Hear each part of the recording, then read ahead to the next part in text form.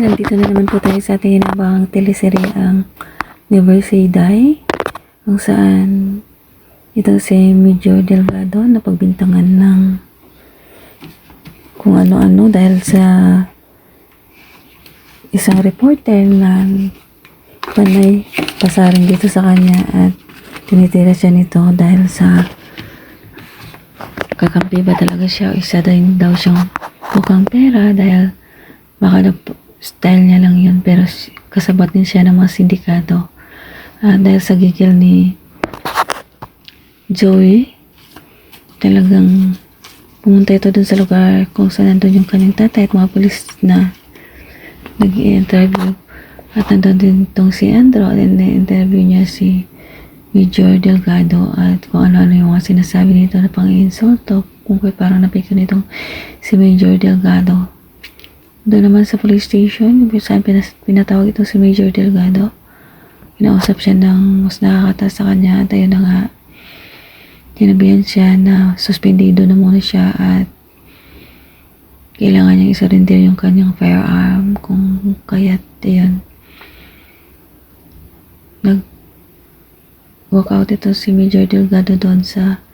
police station kung saan ang sama ng loob niya dahil sa kabila ng ginawa niya. Siya pa rin ang nagdududahan ng mga kasamahan niya at pati na din ng ibang tao. Pero sa bahay kung saan nandun si Joey, nakikinig ng news itong kanyang nanay dahil sa mga binabalita ni Andrew na kasi baka kasabot na yung asawa nito at nakita din itong si Rhoda doon sa picture kung kaya't sumama ang loob ng nanay ni Joey at iyak lang iyak ito pero siyempre sinabihan niya na pakinggan mo na yung side ng kanyang tatay dahil huwag muna silang basta-basta maniwala sa mga sabi-sabi. Nang dumating yung tatay ni Joey at ayun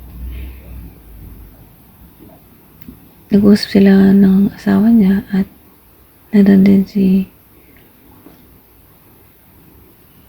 Joey pati na din yung ninong niyang pulis at sinabi ng asawa ni unang tatay ni Joey na na-sit up lang daw siya kung kaya tayo na nga ayaw pa rin maniwala itong asawa niya sa lugar kung saan yung kaibigan ni Major Delgado ay nagpa-firing, nag-usap ang dalawa at sinabihan siya ng kanyang kaibigan na kung ano yung kailangan nito. Magsabi lang daw ito sa kanya, igagawin niya daw lahat para sa kumpare nito. Lingid sa kalaman ni Joey, yung mga sindikato naghanap ng video doon sa lugar at mayroong isang private na namamayari ng tindahan kung kaya hiningi ng sindikato sa kanila yung video, baka binayaan sila kung kaya't nakarating sa kanila yung video na kung saan makikita itong si Joey na nandun sa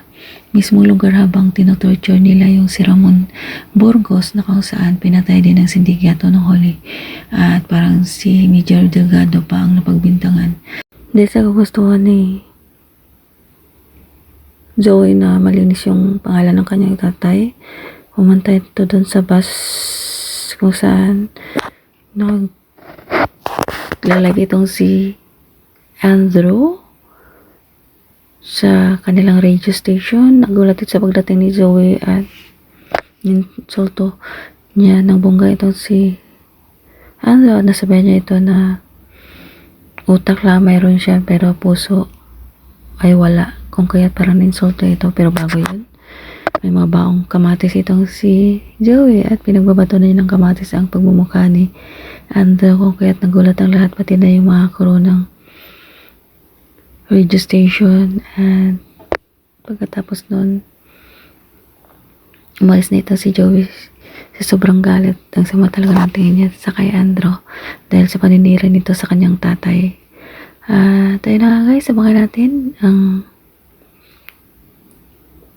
paghunting kay Joey ng mga sindikato dahil namukhaan siya doon sa video na kung saan nakuha ng mga sindikato doon sa private na pagmamayari ng isang taga roon at